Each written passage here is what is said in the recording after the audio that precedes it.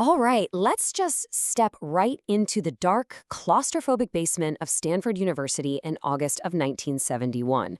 Picture this for a second. You're in a concrete corridor, a heavy door slams shut, and a voice echoes out, barking a number, not a name, at a 20-year-old kid. Now, this wasn't a real prison. It was literally just the psychology department. But the terror that unfolded down there, that was entirely real. Here's the thing you absolutely have to understand right out of the gate. And honestly, it's what makes this whole explainer so deeply unsettling. The volunteers who walked into that basement, they were completely normal. I mean, they were pre-screened, totally healthy college kids. They volunteered for a study on prison life and probably thought, I'll be totally fine. But it took less than a week for the entire thing to completely derail. The stakes here challenge literally everything we think we know about ourselves and human nature. Section 1. The coin flip. So, let's set the scene. In the early 1970s, society was dealing with rising prison populations and some really violent, terrifying prison riots. People were desperately searching for answers about human cruelty, and this led to the core scientific hypothesis of psychologist Philip Zimbardo's experiment. He basically wanted to test two competing ideas. First, the dispositional theory, which is kind of the bad apples idea, the thought that naturally bad people become abusive guards. And he pitted that against the situational theory, the bad barrel idea. This is the theory that perfectly normal people become abusive simply because they're placed in a bad, unchecked environment. Zimbardo wanted to see exactly what happens when you drop normal people right into the bad barrel. And the rigor of this setup was genuinely fascinating. They started with over 70 applicants, and they meticulously weeded out anyone with a criminal history, psychological disorders, or drug issues. They narrowed the whole pool down to 24 of the most psychologically healthy young men they could possibly find. And then came the absolute wild card. They randomly divided them. A single coin flip decided their fate. Half would be prisoners, half would be guards. That coin toss was literally the only difference between them. The researchers went to extreme lengths to make this feel incredibly real. The prisoners were unexpectedly arrested at their actual homes by real police officers. They were handcuffed, fingerprinted, stripped, deloused, and given these rough smocks with a heavy chain locked around one ankle. Their names were totally erased and replaced by ID numbers just to strip away their personal identities. The guards, on the flip side, were handed khaki uniforms, wooden batons, and mirrored sunglasses so nobody could make eye contact with them. But here's the crucial detail. The guards were handed all this authority with almost zero specific operational rules. Section 2. Escalation and rebellion. When day 1 kicked off, everyone kind of thought it was just a game. The guards were laughing, the prisoners were joking around. It felt like college theater. But by the morning of day 2, that entire illusion just shattered. The prisoners completely rebelled. They ripped off their numbers and barricaded themselves inside their cells using their own beds. The guards instantly felt their authority was under attack. And remember, no one instructed the guards on what to do next. They spontaneously invented these cruel psychological degradation rituals in real time. They sprayed fire extinguishers to force the prisoners away from the doors. They stripped the leaders completely naked, threw them in solitary confinement, and started using sleep deprivation and forced 2 a.m. push-ups. Keep in mind, just 48 hours earlier, these guys were ordinary students. 36. That is how long it took. Exactly 36 hours for the first participant to break. Prisoner 8612 began suffering a genuine, entirely uncontrolled psychological breakdown. He started displaying uncontrollable rage, crying fits, and totally disorganized thinking. At first, the research team actually thought he was faking it just to get out of the study, but no, he wasn't. It was so severe they had to release him immediately. Section 3. The system takes over. Now, here's the truly terrifying reality of this whole situation. Every single one of these students had signed a consent form. They were legally free to just walk away at any moment.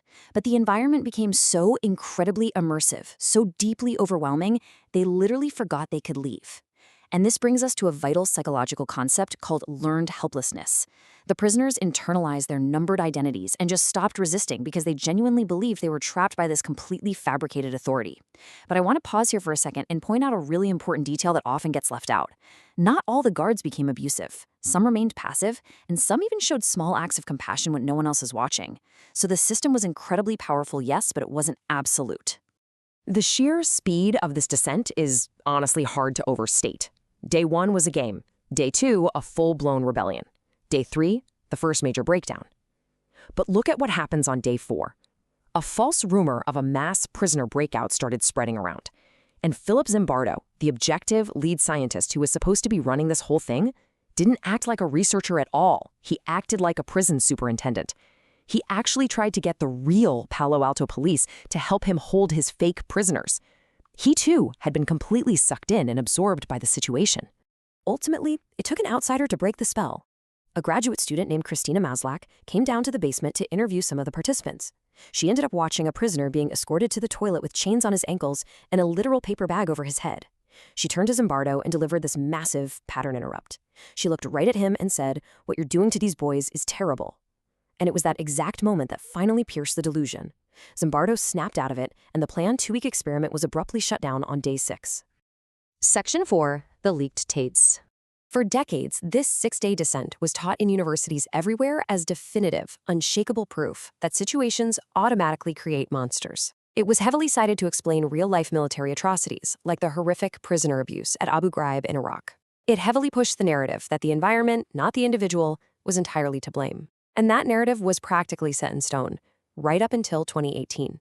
47 years after those students walked into that basement, leaked audio recordings were made public, and they fundamentally cracked the entire story the world thought it knew.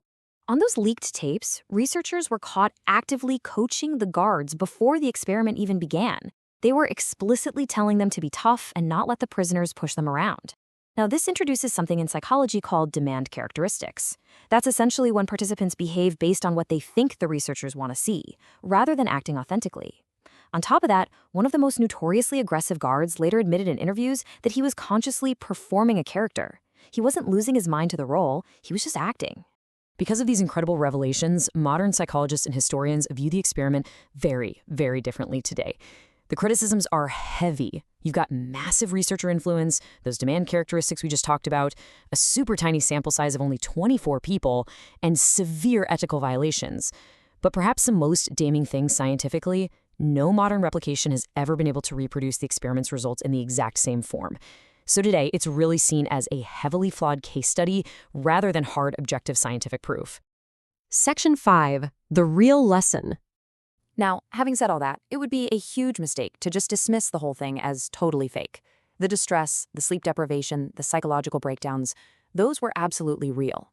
And crucially, even if they were performing or being coached, those guards still made the conscious choice to enact real cruelty upon their peers. So we need to reframe the entire takeaway of this explainer. The old lesson was that situations automatically create monsters out of innocent people. But the real lesson, the one accepted by modern psychology today, is a lot more nuanced and honestly much more frightening.